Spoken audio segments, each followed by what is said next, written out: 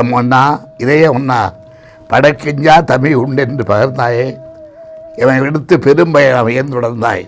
உன் கண்ணொளியின் கதகதப்பில் வளர்ந்தோமே என் கண்ணெல்லாம் குளமாக ஏன் மாற்றிவிட்டாய். நிழல் நீதான் என்றிருந்தோம், இனி கடல் இடத்துக்குள் நிழலிட போய்விட்டாய். நியாயந்தானா?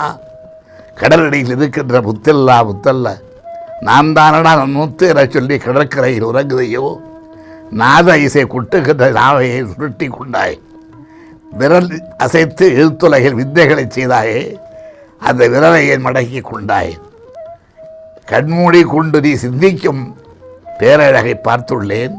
இன்று மண்மூடி கொண்டு உன்னை பார்க்காமல் தடுப்பதென்ற கொடுமைக்கு முடிவு கண்டாய். எதை கொடுமைக்கு ஆளாக்கி ஏன் சென்றாய்.